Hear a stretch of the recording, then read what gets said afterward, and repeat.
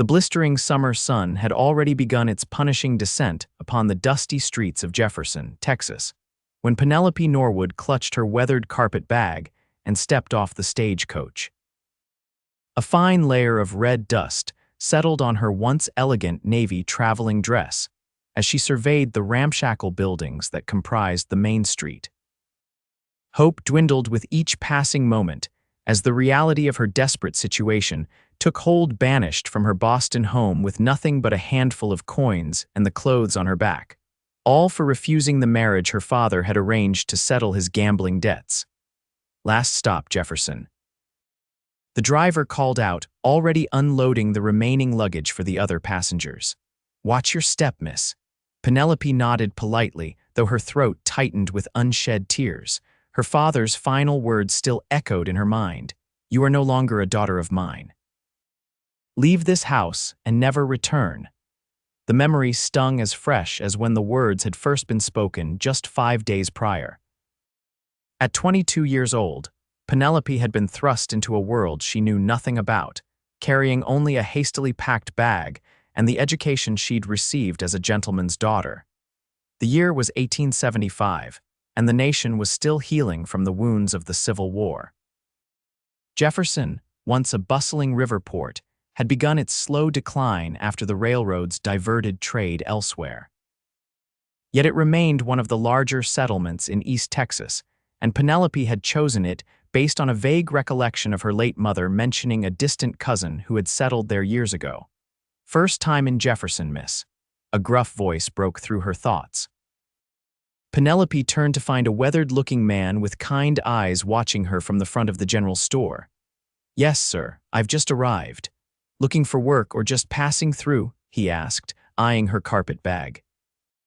Work, I suppose, she replied, attempting to sound more confident than she felt. Would you know of anyone hiring? I'm quite capable. The man stroked his gray beard thoughtfully. Might try the Diamond Hotel down the street, heard Mrs. Willoughby's looking for help since her last girl ran off with a traveling salesman. Penelope thanked him and headed in the direction he'd indicated, her boots raising small clouds of dust with each step. The Diamond Hotel, despite its grand name, was a modest 3-story establishment with peeling paint and a slightly crooked sign. Still, it appeared clean and respectable enough. As she approached the entrance, a commotion erupted from the saloon next door. The swinging doors burst open, and a man tumbled backward onto the boardwalk, closely followed by another who had him by the collar. I won't tell you again, Parker. Your credit's no good here, shouted the second man, who Penelope assumed was the proprietor. The scene unfolding before her momentarily distracted Penelope from her own troubles. She watched as a third man stepped out of the saloon, tall and broad-shouldered with a worn leather hat shadowing his features. He placed a calming hand on the proprietor's shoulder. I'll handle this, Joe, he said, his voice low but carrying the unmistakable tone of authority. The proprietor backed away with a nod. Sure thing, Marshal. The word registered in Penelope's mind as she observed the man helping the drunkard to his feet. He wore no badge that she could see, but his presence commanded respect. Time to go home, Parker, the marshal said firmly. Sleep it off and come back when you've got something other than IOUs to pay with. As the drunkard stumbled away muttering under his breath, the marshal turned and caught Penelope staring. For a moment, their eyes locked across the dusty street. He tipped his hat slightly, a gesture so subtle she almost missed it.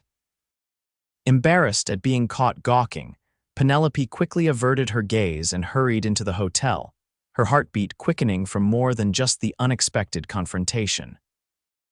The hotel lobby was modestly furnished with a worn but clean settee, a few scattered chairs, and a reception desk where a plump, middle-aged woman was writing in a ledger. Excuse me, Penelope said, approaching the desk. I was told Mrs. Willoughby might be looking for help. The woman looked up, assessing Penelope with shrewd eyes. I'm Mrs. Willoughby. You looking for work or a room? Work, madam, Penelope replied. I'm new to Jefferson and in need of employment. What skills do you have? Can you clean, cook, mend? All of the above, madam. I'm a quick learner and willing to work hard. Mrs. Willoughby's expression softened slightly. Where are you from, girl? You don't talk like a local. Boston, madam, Boston. The woman's eyebrows rose in surprise. That's quite a journey. What brings you all the way to Jefferson, Texas? Penelope hesitated, unwilling to share her humiliation with a stranger. Family circumstances changed, she said finally. I needed a fresh start. Something in Mrs. Willoughby's eyes suggested she understood more than Penelope had said. She nodded slowly. I can offer room and board plus $2 a week. Work starts at 5 in the morning and ends when the evening chores are done. Sundays you'll have the afternoon to yourself after church. That suit you. Relief washed over Penelope. It wasn't much, but it was something. Yes, madam, thank you. What's your name, girl? Penelope Norwood, madam. Well, Miss Norwood, you can put your things in the small room at the end of the third-floor hall. Get settled in and come back down. I'll show you what needs doing. As Penelope climbed the narrow staircase to the third floor, the enormity of her situation finally hit her. She was alone in a strange town, hundreds of miles from everything familiar, with no friends, no family, and nothing but an uncertain future ahead of her. When she reached the small room that would now be hers, she closed the door behind her and finally allowed the tears she'd been holding back to fall. The room was sparse: a narrow bed with a thin mattress, a small washstand with a chipped basin and pitcher, and a three-legged stool in the corner. The single window overlooked the back alley, providing a view of stables and the rear of other buildings. It was nothing like her spacious bedroom in Boston with its four-poster bed and delicate furnishings, but it was a roof over her head and a chance to survive. Penelope unpacked her meager belongings: 2 dresses besides the one she wore, undergarments, a nightgown, a hairbrush, and a small portrait of her mother that she'd managed to grab before her father threw her out. At the bottom of her bag lay her most valuable possession, a silver locket containing a lock of her mother's hair. It was the only thing of value she owned now, but she couldn't bear to part with it, not even to secure her passage west. After washing her face and hands in the basin, she straightened her dress, pinned her hair back into a neat bun, and headed downstairs to begin her new life as a hotel maid. The following days passed in a blur of exhausting work. Penelope's hands, once soft and unblemished, became red and chapped from scrubbing floors, changing linens, and washing endless piles of laundry. Each night she collapsed onto her narrow bed, too tired to even dream, only to rise before dawn to begin again. Mrs. Willoughby, though stern, proved to be fair. She didn't ask questions about Penelope's past, which Penelope appreciated. The other staff, a cook named Eliza, a stable boy called Tommy, and an elderly porter named Samuel, were kind enough, though too busy with their own duties for much socializing. A week into her employment, Penelope was sweeping the front porch of the hotel when she spotted the marshal again. In daylight, she could see him more clearly, tall and lean with broad shoulders, his face weathered by sun and wind. Dark hair curled slightly at his collar beneath his hat, and a neatly trimmed beard framed his strong jawline. He was speaking with a shopkeeper across the street, his stance relaxed yet alert. As if sensing her gaze, he looked up suddenly and caught her watching. This time, instead of just tipping his hat, he nodded in acknowledgement. Flustered, Penelope returned the gesture and quickly resumed her sweeping, focusing intently on the boards beneath her broom.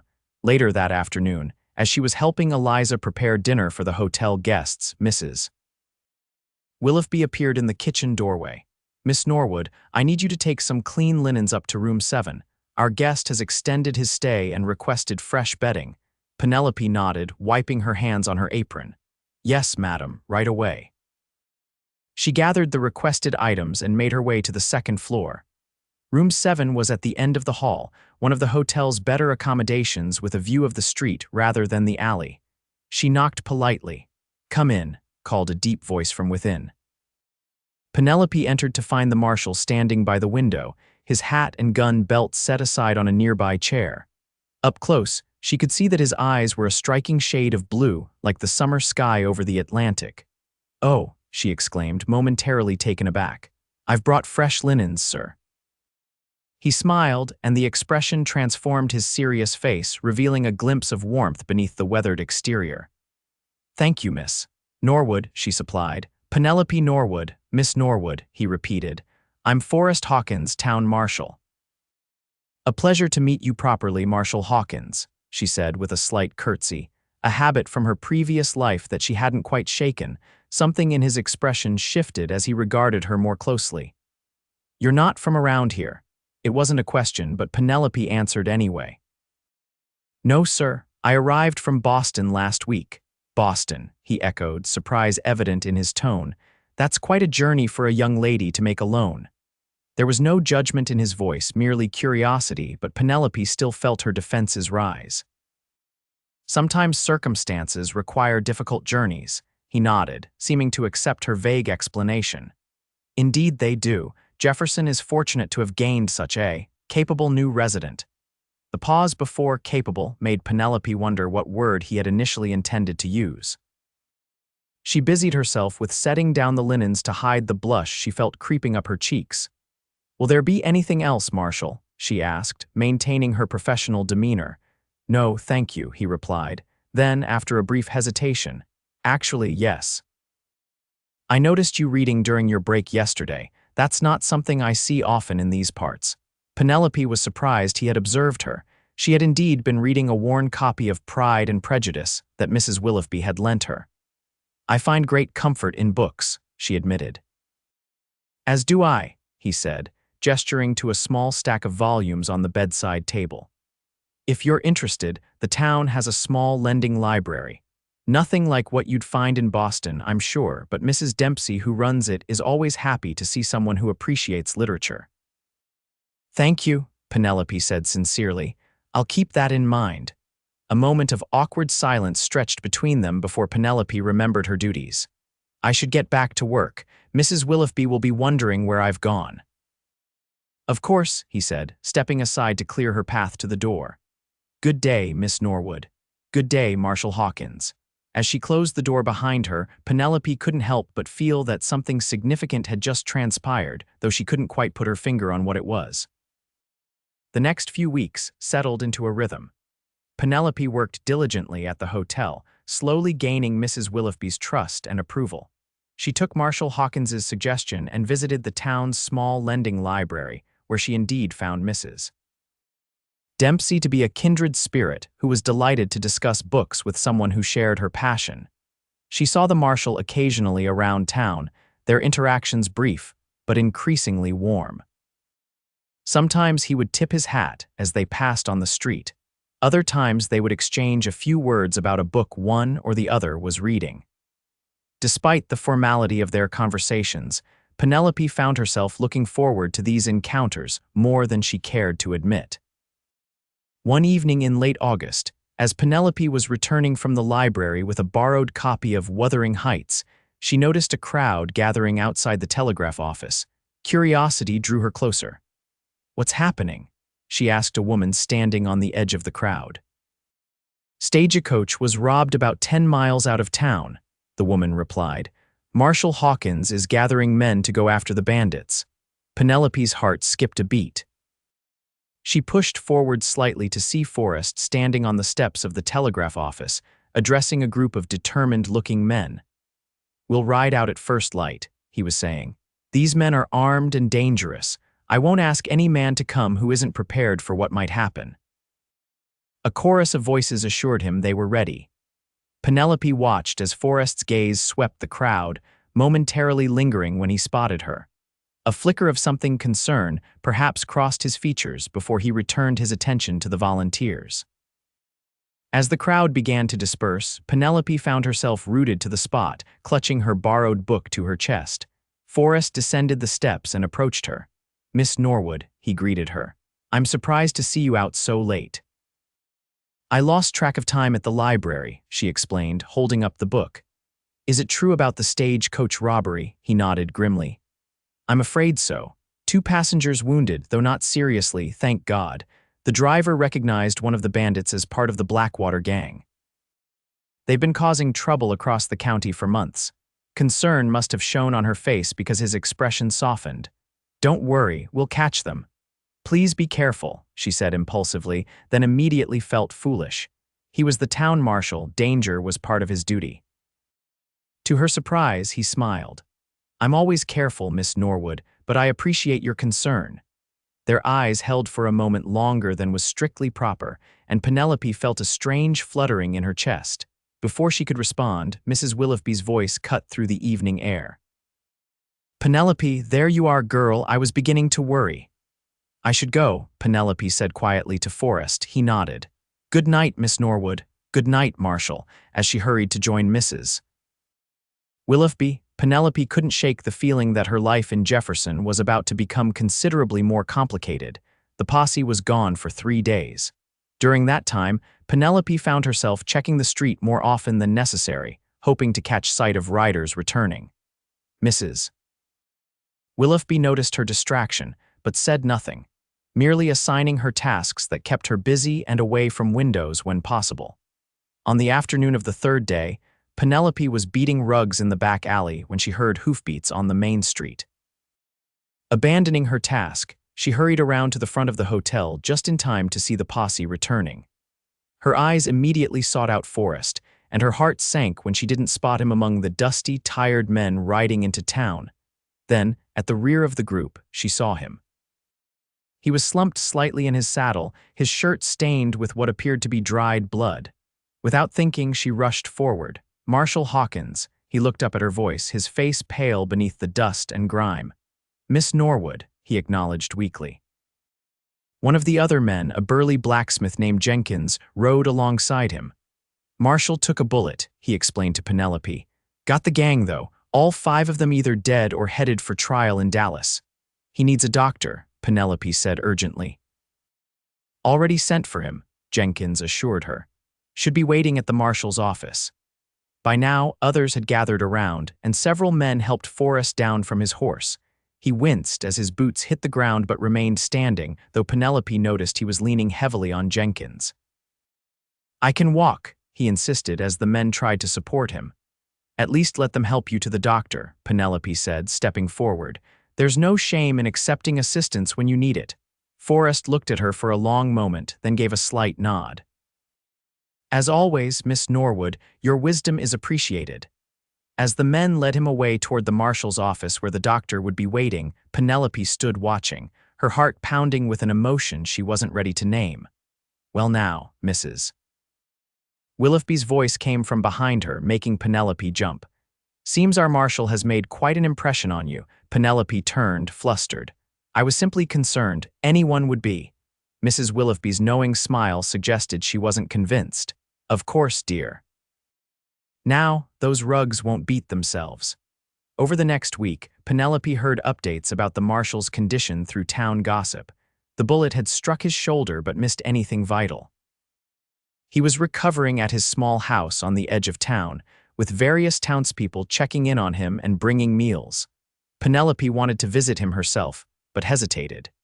It wouldn't be proper for an unmarried woman to call on a bachelor in his home, even if he was injured. Instead, she baked a loaf of bread and asked Tommy, the stable boy, to deliver it with her well wishes. 2 days later, as she was hanging laundry in the yard behind the hotel, a familiar voice called her name. She turned to find Forrest standing at the gate, his left arm in a sling, his complexion still paler than usual but his eyes bright. Marshal Hawkins, she greeted him, quickly wiping her hands on her apron. Should you be up and about so soon? Doctor says gentle exercise is good for recovery, he replied, opening the gate and stepping into the yard. And I wanted to thank you personally for the bread, best I've had since my mother's. Penelope felt her cheeks warm at the compliment. It was nothing. I'm glad you're recovering well. Thanks in part to you, he said. Your words that day reminded me to accept help when needed, not always my strong suit, she smiled. I've noticed. A comfortable silence fell between them, broken only by the flutter of sheets drying on the line. Miss Norwood, Forrest began, then paused as if gathering his thoughts.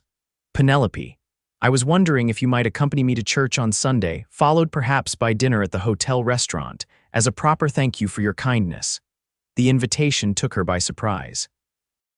Going to church together, followed by a meal in public, was practically a declaration of courtship in a small town like Jefferson. Aye, that would be lovely, she found herself saying before she could overthink it. Though I'm not sure Mrs. Willoughby can spare me for dinner. I've already spoken with her, Forrest admitted with a slight smile. She seemed quite amenable to the idea. Did she now? Penelope couldn't help but laugh. I see I've been outmaneuvered. Not at all, he assured her quickly. If you'd rather not, I would like to, she interrupted gently. Very much. The smile that spread across his face was worth any potential gossip their outing might generate. Excellent. I'll call for you at 10 on Sunday morning if that's acceptable. It is. With a tip of his hat, he turned to leave, then paused. The bread really was delicious, Miss Norwood. Penelope, she corrected him softly. If we're to have dinner together, you might as well use my given name. Penelope, he repeated, the name sounding different somehow when spoken in his deep voice. Until Sunday. As he walked away, Penelope realized she was clutching a damp pillowcase to her chest, completely forgotten in the unexpected turn of events. She quickly hung it on the line, her mind already racing ahead to Sunday and what it might mean for her future in Jefferson.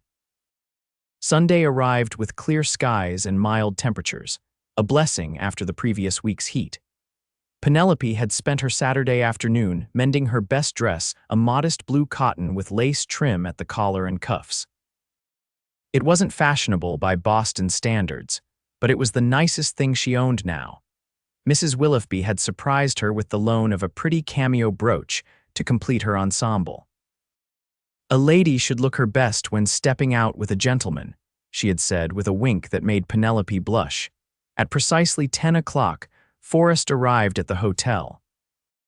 He wore his Sunday best, a clean black suit that showed signs of age but was well maintained, a crisp white shirt, and a string tie.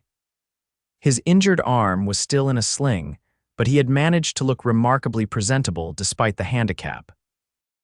Most noticeably, he wasn't wearing his gun belt, a rare sight in a town where most men remained armed even in church. You look lovely, he said simply, when Penelope descended the stairs to the lobby. Thank you, she replied, noting how different he appeared without his marshal's demeanor. Less intimidating, but no less compelling. How is your shoulder? Healing well, he assured her, offering his good arm. Shall we? The walk to the small white church at the end of Main Street was pleasant, filled with easy conversation about the town and its inhabitants. Forrest seemed to know everyone, greeting people by name as they passed, and receiving warm wishes for his recovery in return. Penelope noticed more than a few curious glances directed their way, but Forrest either didn't notice or chose to ignore them. The service itself was unremarkable hymns, prayers, and a sermon about forgiveness that Penelope found particularly relevant given her circumstances. Throughout, she was acutely aware of Forrest beside her, his deep voice joining in the hymns, the occasional brush of his arm against hers in the crowded pew. Afterward, as they made their way back to the hotel for dinner, Forrest surprised her by leading her toward the riverfront instead. I thought we might enjoy a short walk first, he explained. It's such a fine day, and there's something I'd like to show you. The big cypress bayou that had once made Jefferson a bustling port town was still beautiful, even if large steamboats no longer navigated its waters. Forrest led her to a small pier where a few rowboats were tied up. This was my favorite spot as a boy, he said, gazing out over the water. My father would bring me here to fish on Sunday afternoons after church. You grew up in Jefferson? Penelope asked, realizing how little she knew about him despite their growing acquaintance. He nodded. Born and raised, except for the war years and a brief time afterward when I rode with the Texas Rangers. My father was marshal before me. When he passed 5 years ago, the town council asked me to take his place. I'm sorry about your father, she said sincerely. Thank you. He turned to look at her, his expression thoughtful. What about your family, Penelope? You've never spoken of them. The question, though gently asked, brought a sharp pain to her chest. She looked away, focusing on the gentle ripples in the water. There's not much to tell. My mother died when I was 16. My father and we had a disagreement. He asked me to leave. Forrest was silent for a moment, as if weighing whether to press for details. Finally, he said, whatever the disagreement, his loss is our gain here in Jefferson. The simple statement, devoid of pity or judgment, eased something in Penelope's heart. She turned back to him with a small smile. Thank you. They stood in companionable silence for a few minutes more before Forrest checked his pocket watch. We should head back if we don't want to miss our reservation. Dinner at the hotel restaurant was the finest meal Penelope had eaten since leaving Boston. Mrs. Willoughby had outdone herself with roast beef, fresh vegetables from her garden, and apple pie for dessert. Throughout the meal, Forrest proved to be an attentive companion, drawing Penelope out about her life before Jefferson without prying into painful topics. She learned that he was 30 years old, had served with the Confederate cavalry during the war, and had indeed ridden with the Rangers for 2 years afterward before returning home to Jefferson. He was well-read despite having little formal education, and they discovered a shared appreciation for Shakespeare and Sir Walter Scott. As they finished their pie, Forrest set down his fork and regarded her seriously. "Penelope, I've enjoyed your company immensely today." "As have I yours," she replied honestly. "I'd like to call on you again if you're amenable." The formal phrasing made her smile. "I would like that very much." "Good," he said, visibly relieved. "That's good." The September heat gave way to October's milder days, and Penelope's acquaintance with Forrest deepened into something more profound. They attended church together every Sunday, followed by dinner and often a walk along the bayou or through the town's small park. During the week, he would sometimes escort her to the library or stop by the hotel when his duties permitted.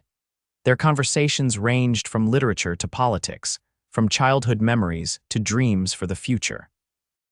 Penelope found herself sharing things she had never told anyone: how her father had changed after her mother's death, becoming bitter and gambling away their family fortune.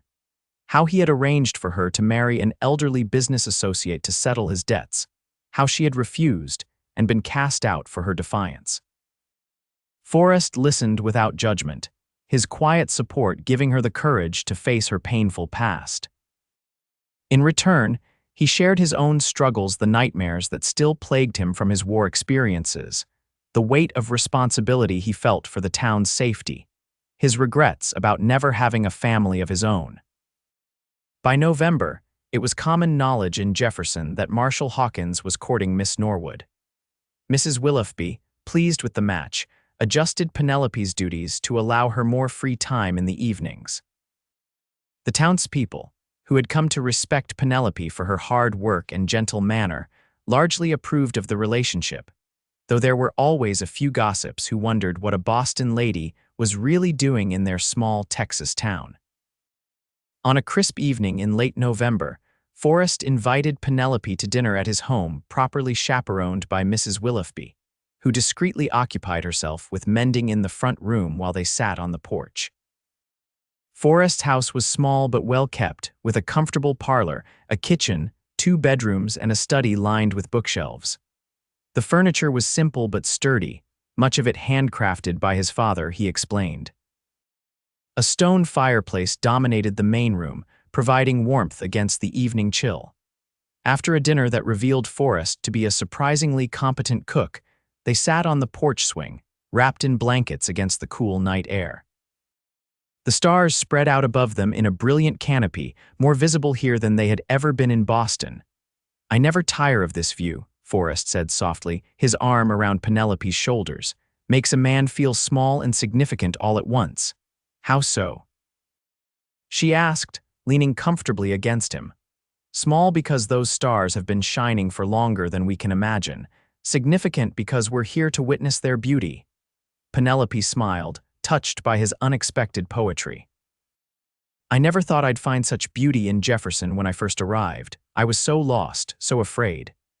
And now, she turned to look at him, his features half illuminated by the light spilling from the window behind them. "Now I can't imagine being anywhere else." Forrest's expression grew serious. He shifted slightly to face her more directly. "Penelope, there's something I've been wanting to ask you." Her heart began to race, sensing the importance of the moment. "Yes." He reached into his pocket and withdrew a small box. "I had planned a more elaborate speech, but sitting here with you under these stars, words seem inadequate. You came to Jefferson lost and afraid, as you say, but you found your strength here. I admire your courage, your intelligence, your kindness. I love you, Penelope Norwood, and I would be honored if you would become my wife." He opened the box to reveal a simple gold ring with a small diamond that caught the starlight and refracted it into tiny rainbows. Tears sprang to Penelope's eyes. Forrest. "If it's too soon," he began, uncertainty creeping into his voice. "No," she interrupted, placing her hand over his. "It's not too soon. Yes, Forrest Hawkins, I will marry you." The smile that transformed his face was brighter than all the stars above them. He slipped the ring onto her finger, a perfect fit, and then, mindful of Mrs. Willoughby's presence just inside, placed a chaste kiss on Penelope's lips. "My grandmother's ring," he explained softly. "My father gave it to me before he died, said to save it for the right woman." "It's beautiful," she whispered, admiring how it looked on her hand. "We'll need to set a date," Forrest said, his practical nature asserting itself even in this romantic moment. "Spring might be nice. The wildflowers will be in bloom." "Spring sounds perfect," Penelope agreed, leaning her head against his shoulder and looking up at the stars that had witnessed their commitment to one another. Inside the house, Mrs. Willoughby discreetly wiped a tear from her eye as she watched the couple through the window. Some matches, she thought, were truly made in heaven. The news of Marshal Hawkins's engagement to Miss Norwood spread through Jefferson faster than wildfire. By noon the following day, Penelope had received congratulations from nearly every patron at the hotel and most of the shopkeepers on Main Street. Mrs. Dempsey at the library insisted on hosting a small engagement tea, and Mrs. Willoughby immediately began planning how to transform the hotel's dining room for a proper wedding reception. Nothing too elaborate, Penelope insisted, when the older woman began discussing flower arrangements and multi-tiered cakes. Something simple but elegant would be lovely. "Nonsense," Mrs. Willoughby replied. "This town hasn't had a proper wedding since the Parker girl married that cattle baron's son last spring, and that was a dreadfully dull affair. Our Marshal deserves better, and so do you, my dear." Penelope couldn't help but smile at the woman's enthusiasm. In the 4 months since her arrival in Jefferson, Mrs. Willoughby had gradually shifted from employer to something closer to a maternal figure, filling a void Penelope hadn't realized was so painful until it began to heal. December brought colder weather and the festive atmosphere of Christmas preparations. The town decorated the main street with evergreen boughs and red ribbons, and a large tree was erected in the town square. Forrest, busy with his duties as marshal, still made time to help Penelope select fabric for her wedding dress and to begin work on expanding his small house to better accommodate a family. "I thought perhaps we might add a proper dining room," he suggested one evening as they sat by the fire in the hotel's parlor, sketching plans on a piece of paper. "And maybe another bedroom or two." Penelope raised an eyebrow. "Planning ahead, Marshal," a slight blush colored his cheeks. "Well, I thought, that is, if you wanted. Children," she supplied, enjoying his discomfort. "I would like that very much, though perhaps we might wait a year or so before starting our family." Relief and joy mingled in his expression. "A year sounds reasonable. Give us time to settle into married life." As Christmas approached, Penelope faced an unexpected emotional hurdle. Despite the happiness she had found in Jefferson and with Forrest, the holiday season brought painful memories of Christmases passed with her family in Boston. She found herself thinking of her father, wondering if he ever regretted his harsh words or worried about what had become of her. Forrest, perceptive as always, noticed her melancholy one evening as they walked home from a town Christmas concert. "What's troubling you?" he asked gently. "And don't say nothing. I know you better than that now." Penelope sighed, her breath forming a cloud in the cold night air. "I was thinking about my father. This will be our first Christmas apart. Despite everything, I find myself missing him, or at least the man he was before grief changed him." Forrest was quiet for a moment, considering. "Would you like to write to him? Let him know you're safe and happy." The suggestion startled her. I don't know. He made it very clear I was no longer welcome in his life." "People say things in anger they don't always mean," Forrest said carefully. "Not that it excuses his actions, but perhaps time has softened his heart." Penelope leaned into his warmth as they walked. "Perhaps I'll think about it." The next day, she did more than think about it. She sat down at the small desk in her room and penned a letter to her father. She kept it simple, informing him that she was well and settled in Jefferson, Texas, that she was engaged to be married to the town marshal in the spring, and that she hoped he was in good health. She didn't mention his rejection of her or express any resentment, choosing instead to focus on her new life and happiness. After sending the letter, Penelope felt a weight lift from her shoulders. Whether her father responded or not, she had extended an olive branch. The rest was up to him. Christmas Day dawned clear and cold. Penelope joined Forrest for the morning service at church, where they received warm wishes from the congregation. Afterward, they exchanged gifts in the privacy of his home. Penelope had knitted him a warm scarf in deep blue to match his eyes, while Forrest surprised her with a beautiful leather-bound journal and a fountain pen. "For your thoughts," he explained as she ran her fingers over the supple leather cover. "You mentioned once that you used to keep a diary in Boston. It's perfect," she said, deeply touched by his thoughtfulness. "Thank you." They spent the remainder of the day with Mrs. Willoughby and a few other friends who had nowhere else to go for the holiday. The meal was festive, the conversation lively, and by the time Forrest escorted Penelope back to the hotel that evening, she felt thoroughly embraced by the spirit of her new community. January brought a harsh cold snap that had everyone in Jefferson huddling close to their fires. The wedding preparations continued despite the weather, with Penelope working on her dress with help from several ladies in town who were skilled with a needle.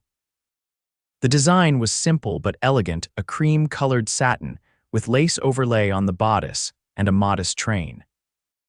One bitterly cold morning in late January, Penelope was serving breakfast to the hotel's few winter guests when the door burst open, bringing with it a gust of freezing air and a harried-looking young man.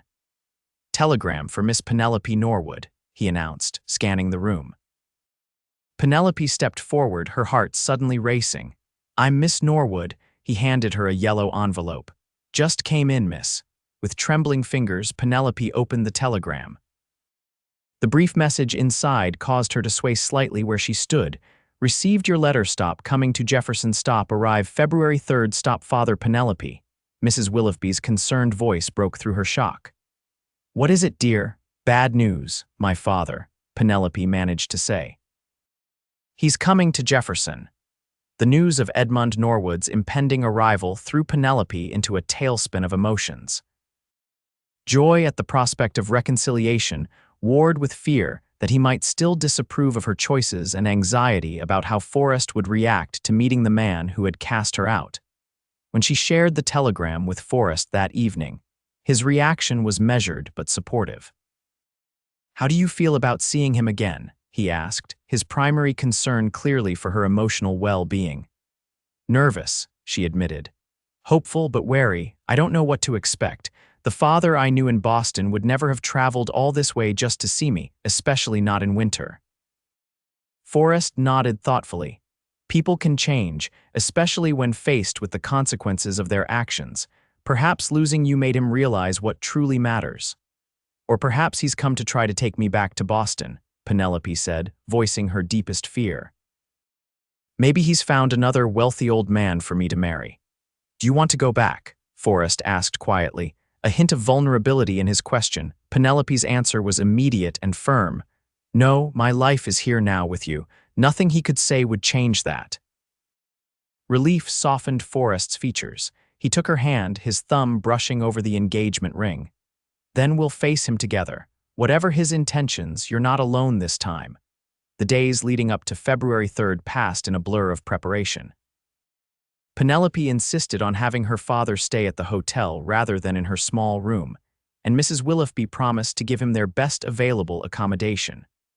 Forrest, determined to make a good impression despite his misgivings about the man, had a new suit made by the town tailor. When the day finally arrived, Penelope stood on the platform at the small train station, her stomach in knots as she watched the train from Dallas approach. Forrest stood beside her, solid and reassuring in his presence. The train's whistle pierced the winter air as it pulled into the station, steam billowing around the platform. Passengers began to disembark: a traveling salesman with his sample case, a young couple with a baby, an elderly woman assisted by a porter. And then, Stepping carefully down from the first-class car came a figure Penelope recognized immediately despite the changes time had wrought. Edmund Norwood had aged considerably in the 7 months since Penelope had last seen him.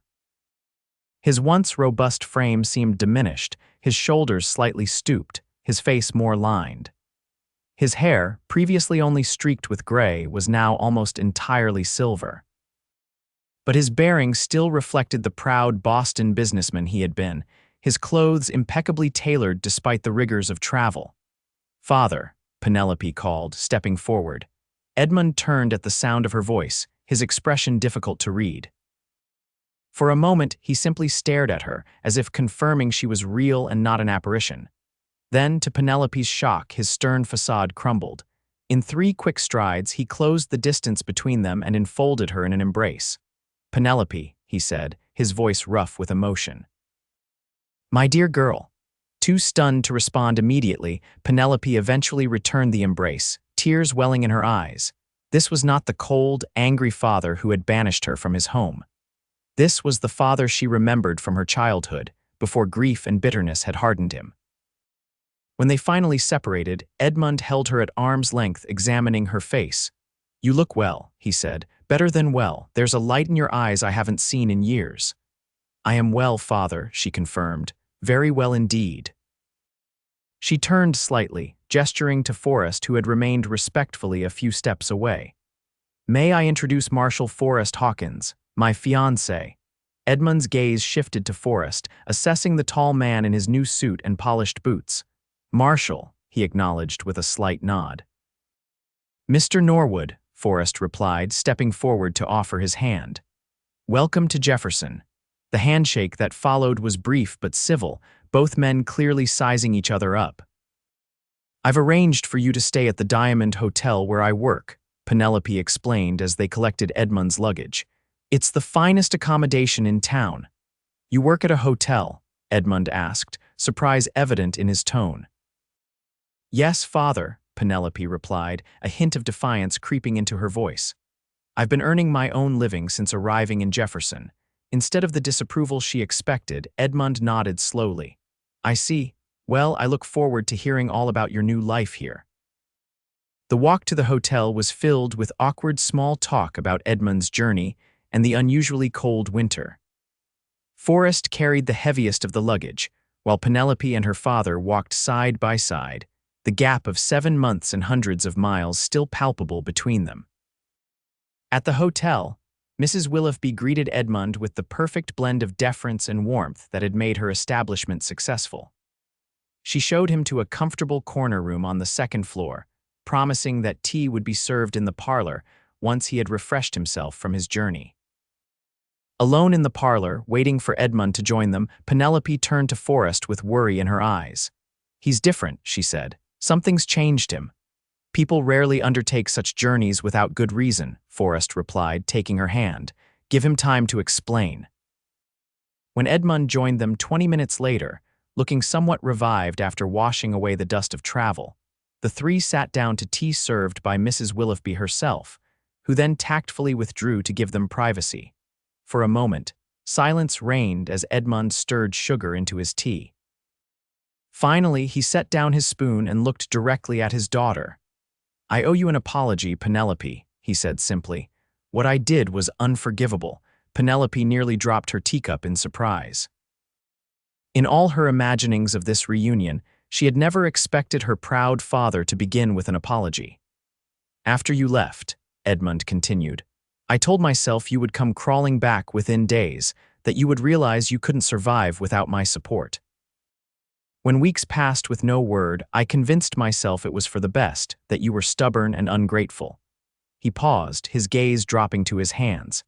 "Then I received your letter. You weren't destitute or desperate as I had imagined. You had built a new life for yourself, found happiness." He looked up again, his eyes suspiciously bright. "It forced me to face what I had done, cast out my only child, my last connection to your mother." "Father," Penelope began, her own voice thick with emotion. He held up a hand to stop her. "Please let me finish. After your mother died, I lost myself in grief, and then in the desperate attempt to maintain our social position and financial standing. I made poor decisions, gambled away much of what we had. When Harrington offered to cancel my debts in exchange for your hand, I saw it as a solution to my problems, not as the sacrifice I was demanding of you. Mr. Norwood, Forrest interjected, his tone respectful but firm. While I appreciate your candor, I must ask, what are your intentions now? Have you come to take Penelope back to Boston? Edmund shook his head. No, Marshal. I've come to make amends if possible, and to meet the man my daughter has chosen to marry. Her letter made it clear where her future lies. He turned back to Penelope. I don't expect your forgiveness, but I hoped we might begin again somehow. Tears spilled down Penelope's cheeks. I do forgive you, Father. I've missed you terribly, despite everything. The relief on Edmund's face was palpable. He reached across the small table to take his daughter's hand. Thank you, he said simply. Forrest, watching the reunion with mixed emotions, cleared his throat. Mr. Norwood, you should know that your daughter has become a valued member of our community. She's earned the respect and affection of everyone here through her own merit. Edmund nodded. I'm beginning to see that. It seems Jefferson has been good for her in ways Boston never was. He hesitated, then added, And you, Marshal, what are your prospects? How do you intend to provide for my daughter? The question, while blunt, was asked without condescension, one man to another, father to prospective son-in-law. I own my home free and clear, Forrest replied. As Marshal, my salary is modest but steady. I've saved carefully over the years and recently purchased a small parcel of land outside town that I plan to develop. He met Edmund's gaze directly. Penelope will never want for anything essential, though I can't offer the luxury she knew in Boston. Luxury without love is a poor bargain, Edmund said quietly, surprising both of them. I learned that lesson too late with her mother. He looked between them thoughtfully. When is the wedding to be? April 15th, Penelope answered, when the wildflowers are in bloom. Then I shall plan to remain until then, if that's agreeable, Edmund said. I would very much like to give my daughter away properly, as her mother would have wished. The simple statement brought fresh tears to Penelope's eyes. Nothing would make me happier, Father. Later that evening, after Edmund had retired early, still weary from his journey, Forrest walked Penelope back to the hotel from his home where they had shared a quiet dinner. What do you think of him? Penelope asked as they strolled arm in arm under a canopy of stars. Forrest considered the question seriously. I think he's a man who's faced his mistakes and is genuinely trying to make amends.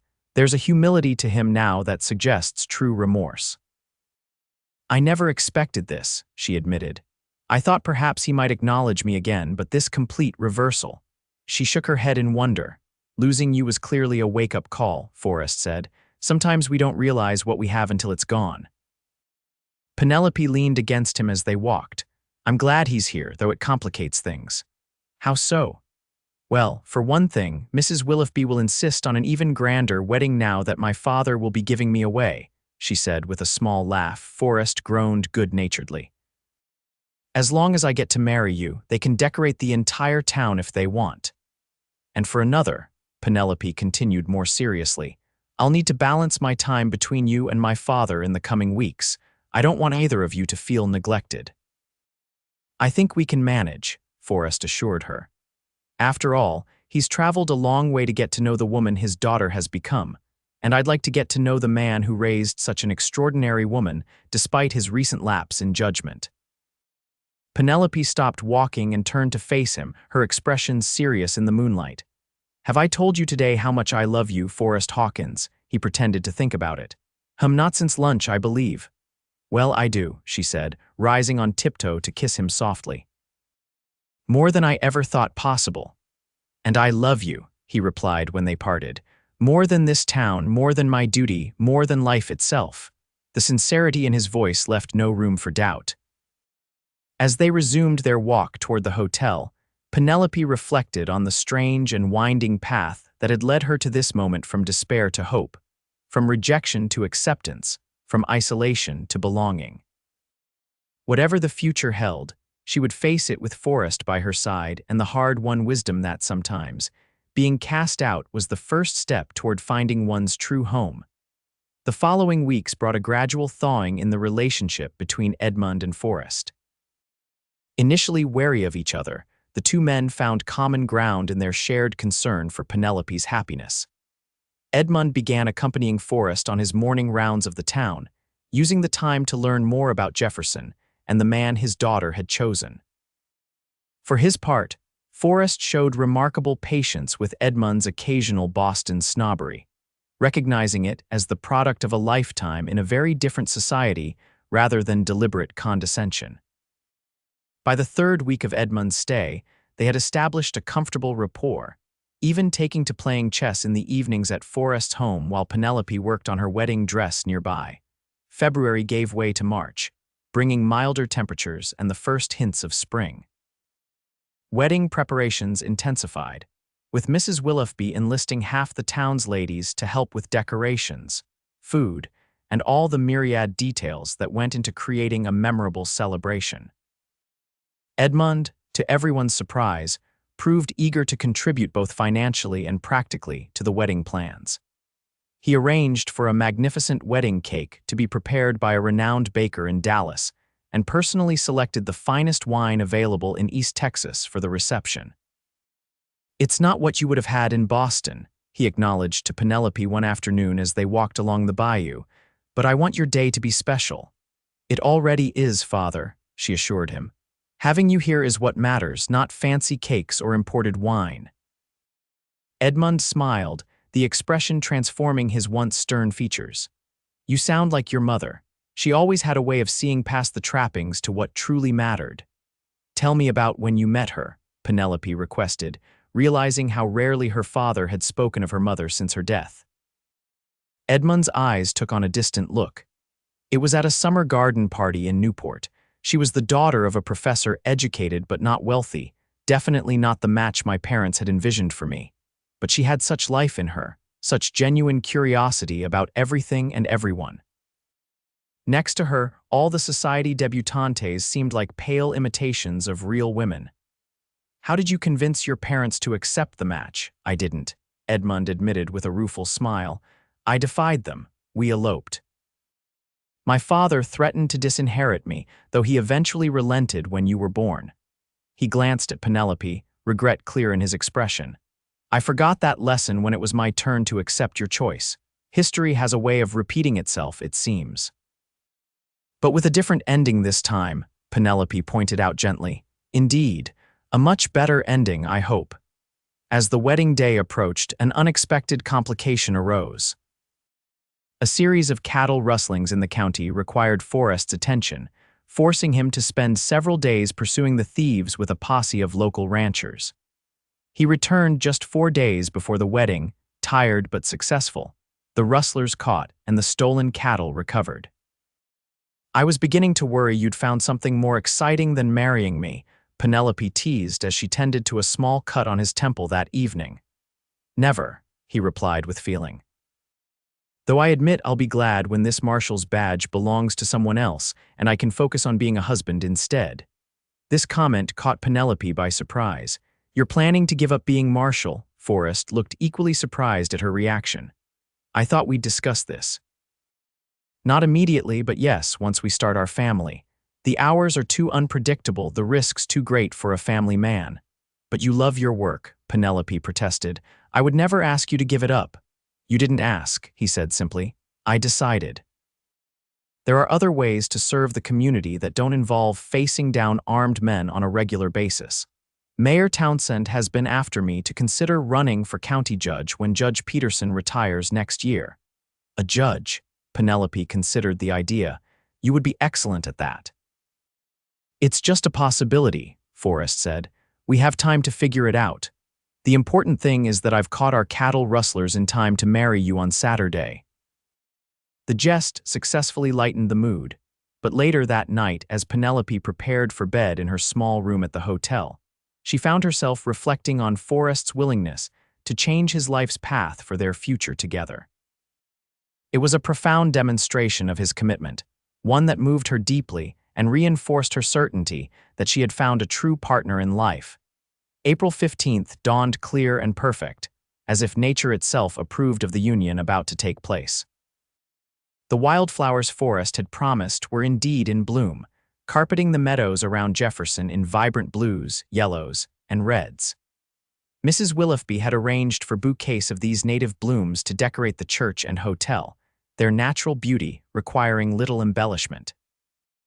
In a room set aside for the bride at the hotel, Penelope sat before a mirror as Mrs. Willoughby and several other ladies helped her prepare. Her wedding dress, the result of countless hours of work, was everything she had hoped for, elegant in its simplicity, with delicate lace detailing that caught the light as she moved. "Something borrowed," Mrs. Willoughby said, carefully pinning a pearl-adorned comb into Penelope's upswept hair. "This was my mother's and her mother's before that. Something blue," added Mrs. Dempsey from the library, presenting a blue satin garter. "Every bride needs one, even if only her husband will see it," she added with a wink that made Penelope blush. A knock at the door revealed Edmund, already dressed in his formal attire, looking every inch the distinguished Boston gentleman despite his months in Texas. "May I have a moment alone with my daughter?" he requested. The ladies filed out, leaving father and daughter facing each other in the sunlit room. "You look beautiful," Edmund said, his voice thick with emotion, "just like your mother on our wedding day." "Thank you, father," Penelope replied, touched by the comparison.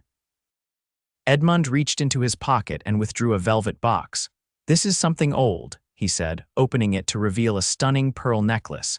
"Your mother wore it when we married. She would want you to have it today." Tears threatened to ruin the careful work Mrs. Willoughby had done on her face as Penelope touched the pearls reverently. "I remember this. She wore it on special occasions." "May I?" Edmund asked, lifting the necklace from its box. Penelope nodded, turning so he could fasten it around her neck. The weight of the pearls against her collarbone was both unfamiliar and comforting, a physical connection to the mother she still missed deeply. "There's something else," Edmund said when she turned back to face him. From another pocket, he produced an envelope. "Consider it something new, though perhaps long overdue." Curious, Penelope opened the envelope to find a bank draft for a considerable sum and documents transferring ownership of a small but valuable portfolio of investments into her name. "Father, I can't, you can and you will," he interrupted gently but firmly. "This is not charity, Penelope. It's your inheritance, what would have been yours regardless. I've simply accelerated the timeline." "But please," Edmund said, taking her hands in his, "let me do this one thing right. Let me know that whatever happens, my daughter will be secure." Seeing the importance this held for him, Penelope nodded. "Thank you, we'll use it wisely." "I know you will." He smiled, then glanced at the clock on the mantel. "Now, I believe we have a wedding to attend, unless you've reconsidered marrying that tall, serious marshal of yours." Penelope laughed, the sound bright with happiness. "Not a chance, father, not a chance."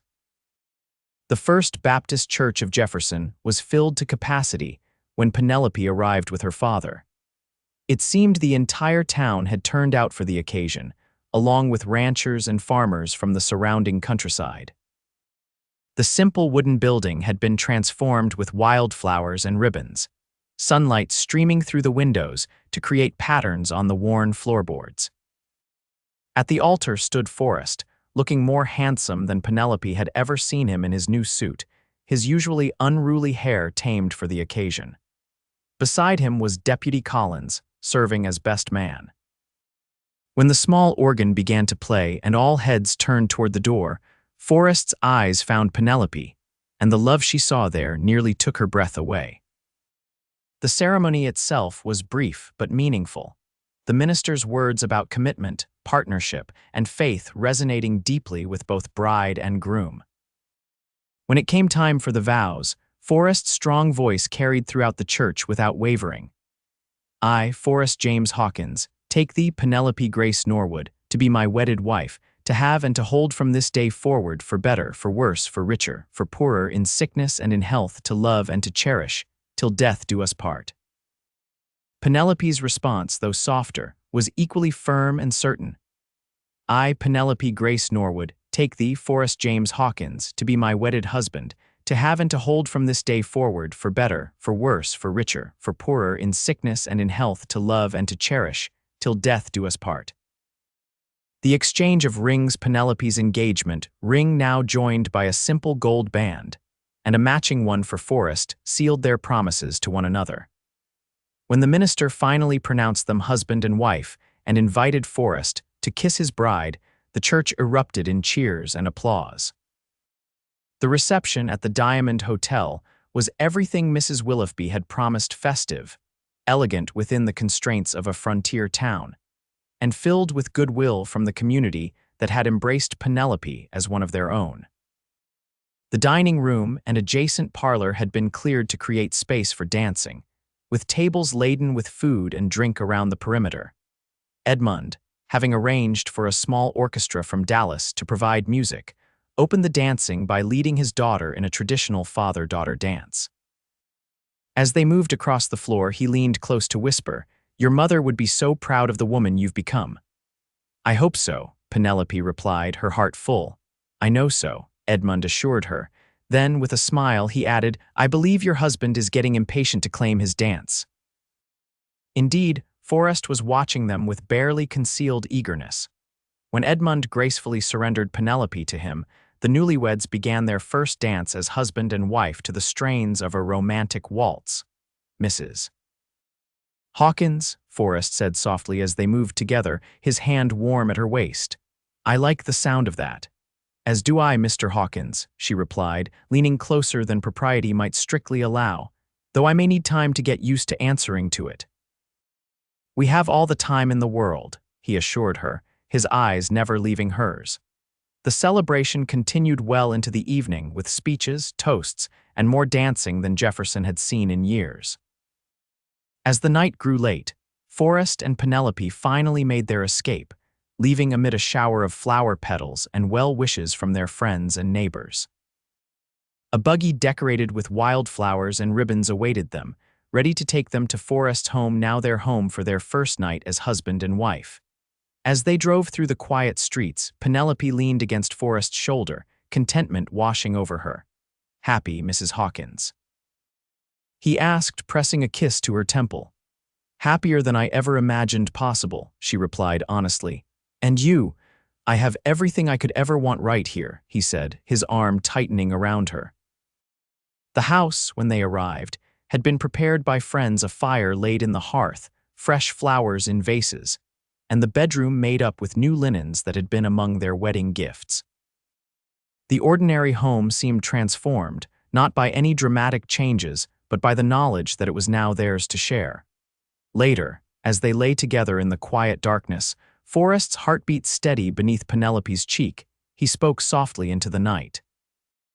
"I never thought I would find someone like you, especially not here in Jefferson.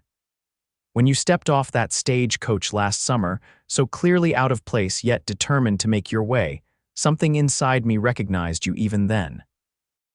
"And I you," Penelope replied, raising her head to look at him in the moonlight filtering through the curtains. "Though I was far too preoccupied with survival to admit it at the time," he chuckled, the sound rumbling pleasantly under her hand. "We've come a long way since then." "And we have even further to go," she reminded him. Together, he agreed, pulling her closer as they drifted toward sleep, secure in the knowledge that whatever challenges the future held, they would face them as one. The first year of their marriage passed in a blend of ordinary days and special moments that formed the foundation of their life together. Penelope quickly adapted to being a marshal's wife, learning to cope with the unpredictable hours and occasional dangers of Forrest's position, while establishing their home as a haven of peace and comfort. Her experience managing the hotel served her well in organizing their household, and she soon became known for her hospitality, regularly hosting dinner parties for friends and neighbors. Edmund returned to Boston shortly after the wedding, promising to visit again the following year. True to his word, he arrived the next April bearing gifts and news from the East. These visits became a cherished annual tradition, gradually healing the wounds of the past and creating new, positive memories. In the summer of 1877, a little more than a year after their wedding, Penelope discovered she was expecting their first child. The news brought joy to both of them, though Forrest's protective instincts immediately intensified. Perhaps now is the time to consider that judgeship, he suggested one evening as they sat on their expanded porch, watching fireflies dance in the gathering dusk. With a child on the way, I'd rest easier knowing I'll be coming home safely each night. Penelope, who had been secretly concerned about the same thing, readily agreed. I think that's wise, though I've never doubted your ability to care for yourself. It's not just myself I need to think about anymore, he pointed out, his hand gently covering the slight swell of her abdomen. There's you and this little one to consider now. Judge Peterson, having heard rumors of Forrest's interest, approached him directly about taking over his position when he retired at year's end. The timing seemed providential, allowing for a smooth transition as Penelope's pregnancy progressed. In February of 1878, during a surprisingly mild winter, their son was born after a difficult but ultimately successful labor. They named him James Edmund Hawkins, honoring both Forrest's middle name and Penelope's father.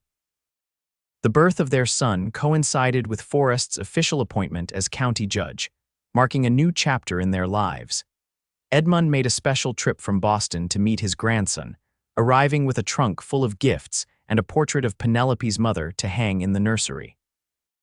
So he'll know his grandmother, Edmund explained, his eyes suspiciously bright as he cradled the infant. As Judge Hawkins rather than Marshal Hawkins, Forrest found more regular hours and increased standing in the community. His fair rulings and thoughtful approach to justice earned him respect throughout the county, while Penelope's intelligence and social skills made their home a center for the town's intellectual and cultural life. The library that had first connected them remained important to both Forrest and Penelope. When Mrs. Dempsey announced her intention to retire in 1880, Penelope stepped forward to take over as librarian, working part-time while little James was cared for by a local woman whose own children were grown. Their family expanded again in 1881 with the birth of their daughter, Catherine Elizabeth, named for both grandmothers. 2 years later came another son, Thomas Henry, completing their family. Their home, which Forrest had gradually expanded over the years, rang with children's laughter and the everyday sounds of a happy family. Jefferson itself was changing as the 19th century progressed. The railroad finally reached the town, bringing new commerce and residents. The Hawkins family played a significant role in this development, with Forrest's judicial position and Penelope's growing influence in educational and cultural matters placing them at the center of community affairs.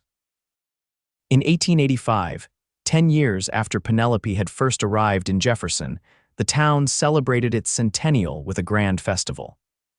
As part of the commemoration, longtime residents were asked to share their stories of coming to Jefferson.